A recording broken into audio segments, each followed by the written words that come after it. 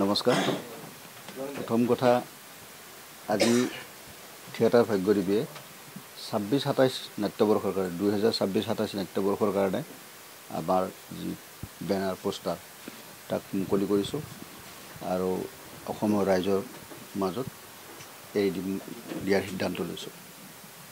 2025-26 নাট্যবৰ্ষ আমি ইতিমধ্যে theatre show' কৰা নাই। এই বৰ্ষৰ নাট্যবৰ্ষ আমি তাত প্ৰদৰ্শন কৰা নাই আৰু 2026-27 উদ্যমেৰে আমি এই থিয়েটাৰ ভাগ্যদ্বীপে আপোনাৰ অসমৰ দৰ্শকৰ মাজত যাম আৰু ইয়াত মোৰ লগত সহযোগ আছে ত্ৰিশক্তি এণ্টাৰটেইনমেণ্ট প্ৰডাকশ্যন হাউচৰ সহযোগত তেখেতসকলৰ সহযোগত এই থিয়েটাৰটো অহা নাট্যবৰ্ষত আমি দৰ্শকৰ মাজত আগবাঢ়ি যাম।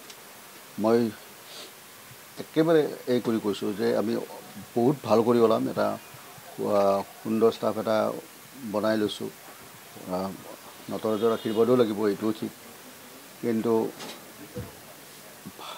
ওলাব পাৰিম বুলি এতিয়া একেবাৰে দৃঢ় বিশ্বাস, ভাল ধৰণে ওলাম আৰু 2026-27 বৰ্ষতো ভাগ্যদ্বীপৰ কাৰণে আৰু সোণালী দিন আহিব, এইটো খাটাং। আৰু এই 1962 চনত ভ্ৰাম্যমাণ থিয়েটাৰ জন্ম হৈছিলে। 1962 চনৰ পৰা ভাগ্যদ্বীপী প্ৰথম 1968 চনত ভাগ্যদ্বীপীৰ জন্ম, ভাগ্যদ্বীপী নাট্য সমিতি নামেৰে জন্ম আৰু 1968 চনত জন্ম হৈ অসমৰ ইতিহাসত ভ্ৰাম্যমাণ থিয়েটাৰৰ ইতিহাসত প্ৰথমটো নাট্যদল থিয়েটাৰ ভাগ্যদ্বীপী, যিটোৱে 50 বৰ্ষ প্ৰথম অতিক্ৰম কৰিছে। এতিয়া আৰু 2-3টা থিয়েটাৰ অতিক্ৰম কৰিছে, কিন্তু ভাগ্যদ্বীপীয়ে প্ৰথম নাট্যদল, যিটো এইটো এক ইতিহাস আচলতে।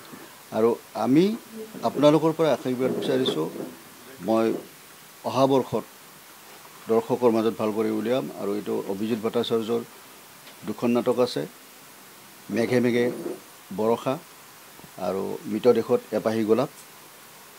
প্ৰণৱ বৰুৱাৰ আছে ৰাজদ্ৰোহী।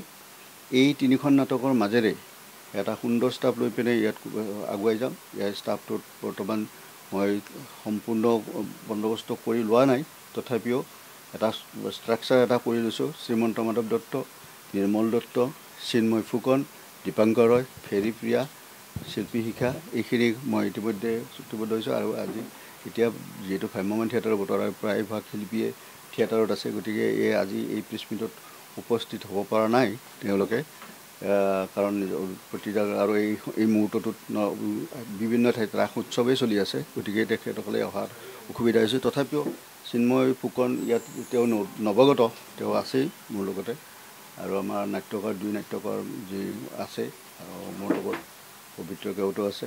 আমি আপোনালোকৰ পৰা আশীৰ্বাদ বিচাৰিছোঁ যেন ভাগ্যদ্বীপীয়ে ধুনীয়া কৰি দৰ্শকৰ বিশেষ কথা কোৱাৰ অভ্যাস নাই, তথাপিতো কৈছোঁ, যিহেতু ভাগ্যদ্বীপী থিয়েটাৰখন 50 বছৰ অতিক্ৰম কৰিছে আৰু এতিয়া সেই ভাগ্যদ্বীপী থিয়েটাৰখন যোৱা বছৰ প্ৰায় বন্ধ হৈ থাকিলে, ঠিক তেনেকুৱাকৈ বন্ধও নহয়।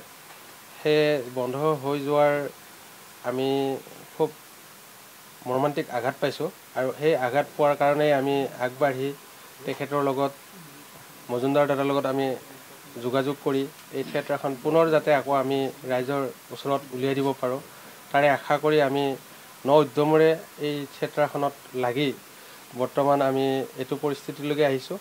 নিশ্চয় আমি আপোনালোকৰ মাজত সুন্দৰ নাটকেৰে অসমত আলোড়ন সৃষ্টি কৰিব পৰা কিছুমান নাটক আমি দি এই নাটকখনৰে সমাজক আমি কিছু আভাস, যিটো বৰ্তমানৰ পৰিস্থিতি, সেই পৰিস্থিতিৰ লগত খাপ খোৱাকৈ নাটকৰ জৰিয়তে আমি সমাজক বুজাই দিব পাৰোঁ যে নাটক কি হয় আৰু নাটকৰ জৰিয়তে নাটক চালে কি হয়, সেই বস্তুখিনিক আমি আগুৱাই দিব বিচাৰিছোঁ। ঠিক তেনেকৈ আমি আগবাঢ়ি যাব বিচাৰিছোঁ আৰু সকলোৱে আমাৰ লগত যদি থাকে, আমি নিশ্চয় আগবাঢ়িব যাব পাৰিম বুলি আশা ৰাখিছোঁ। ভাগ্যদ্বীপী হৈ গ'ল, তাৰ লগতে ময়ো জড়িত হৈছোঁ। মোৰ এইবাৰ প্ৰথম আৰু আমাৰ অভিজিত ছাৰ, তাৰ প্ৰণৱ বৰুৱাদেৱৰ অভিজিত ছাৰ 2খন নাটক, প্ৰণৱ বৰুৱা তেখেতৰ এখন নাটক আমি ভাগ্যদ্বীপ আপোনালোকে দেখা পাব। আমি বহুত কষ্ট কৰিম বুলি ভাবিছোঁ আৰু মই প্ৰথম, যিহেতু মই ইমানখিনি নাজানো, চ' কৰিম, ভালকৈ কাম কৰিম, আপোনালোকে সকলোৱে চাওঁ বুলি আশা কৰিলোঁ। ধন্যবাদ।